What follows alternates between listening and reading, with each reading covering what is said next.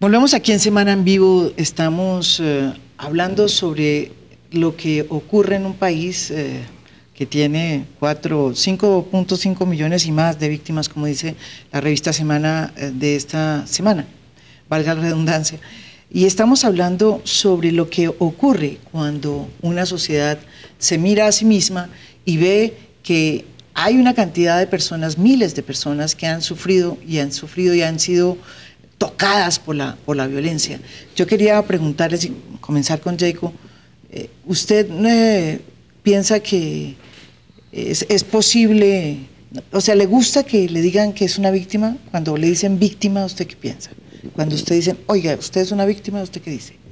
En un país como el nuestro y en una ciudad además como Medellín, con una historia que conocemos muchos, digamos, de muchos años atrás, es innegable decir que algo tiene que ver uno con el conflicto armado y que lo ha tocado de una manera. Y la palabra víctima, digamos, no es un asunto que leo negativamente. Otra cosa ya es victimizarse y otra cosa, claro, es usar ese asunto para diferentes beneficios, pero la acción de reconocerse como también afectado de muchas maneras, a veces directamente, desafortunada.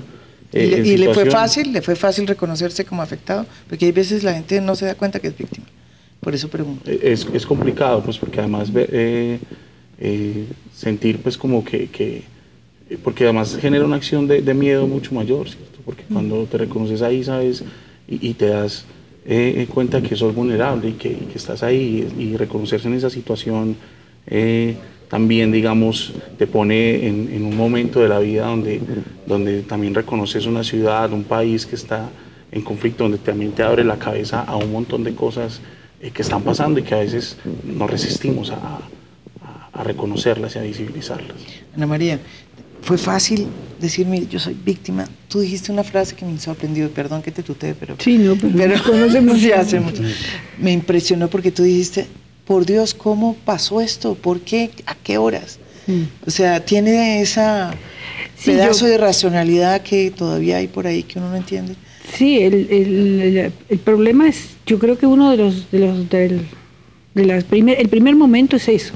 O sea, es que uno no puede entender qué es lo que pasa. Justamente con poco lo que uno después va elaborando, y eso va trayendo también las explicaciones de todas las injusticias que están detrás, es decir, cómo fue que llegamos a esta situación.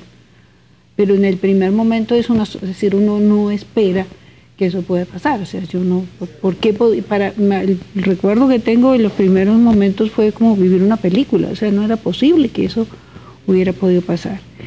Y bueno, y después yo pienso así, tal vez el hecho de ser historiadora, no, pero creo que todo el mundo me ha ayudado a entender las lógicas, ¿no? Ahora, lo que sucedió en el caso mío fue que en un comienzo siempre hubo una duda sobre lo que había pasado con Carlos Horacio. Pero entonces hubo un magistrado que me dijo que había muerto en el fuego cruzado, y él, siendo una persona de extrema derecha, muy militarista, me dijo que lo había matado el ejército, pero que era el fuego cruzado. Entonces yo le creí. Porque era la palabra de él, que era un magistrado que trabajaba con él, que yo lo conocía, frente a la palabra de una periodista que me llama y me dice, su esposo vaya a buscarlo, que él está vivo. Y eso todo pasó ahí mismo, eso, ¿no? ¿Verdad? Todo junto.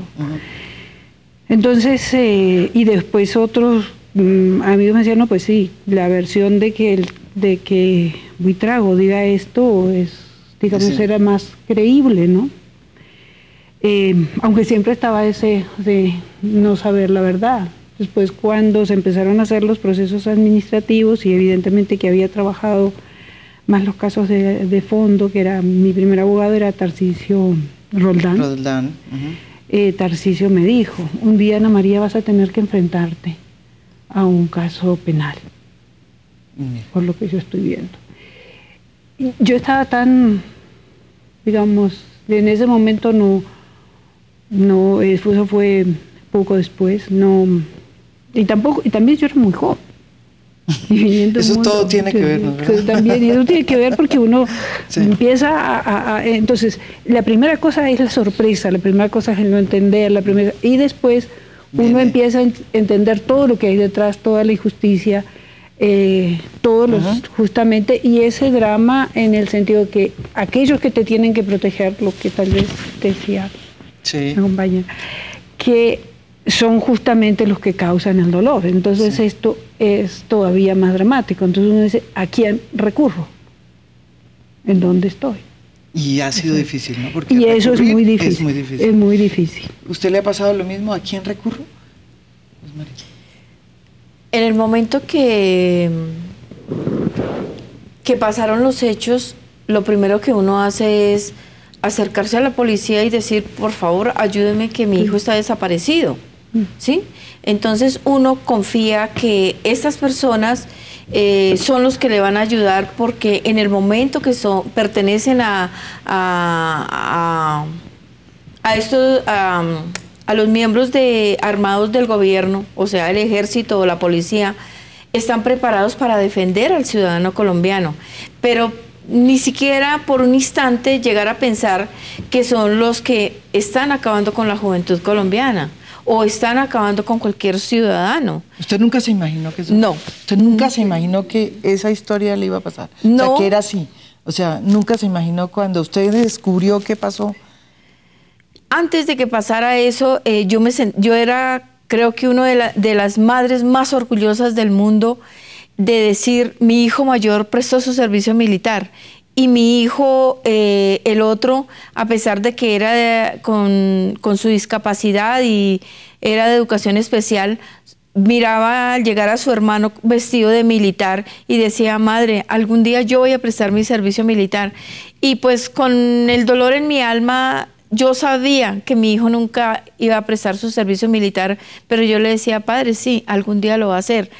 Pero lejos de imaginar que esto me fuera a suceder, y cuando yo vi a mi hijo John en Ocaña, norte de Santander, cuando el fiscal Rubén nos dice, es que su hijo fue abatido en combate y es el jefe de una organización narcoterrorista y fue abatido en combate por el ejército, mi hijo se cogió la cabeza a dos manos y lloraba, decía, no puede ser, ellos no pudieron haber matado a mi hermano, no pudieron haber matado a mi hermano. O sea, ninguno, fue una sorpresa tan grande que no lo asimilaban, ni él como militar que había sido, ni yo como madre, tampoco decía, pero ¿a qué horas fue mi hijo jefe de una organización narcoterrorista, un chico de 26 años, era un niño en un cuerpo grande que su mentalidad solamente llegó hasta los 9 años.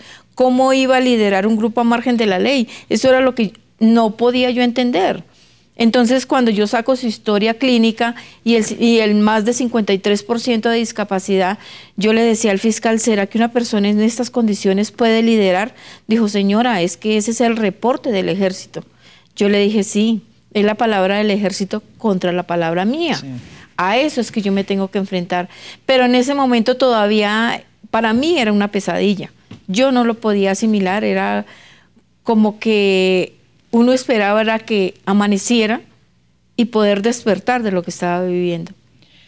Le iba a preguntar a usted sobre la verdad, porque usted ha dicho una cosa que me ha impresionado y es que está con la voluntad de perdonar. Con la voluntad de perdonar en medio de un proceso de paz. Y usted duró 8 años secuestrado por esa guerrilla que supuestamente, o no supuestamente, está sentada en La Habana discutiendo con el gobierno un proceso de paz. Volvemos después de esta pausa para nuestro último segmento, en el que podamos abarcar otros temas que tengan que ver con eso que tanto nos ha marcado en la vida, que es la violencia.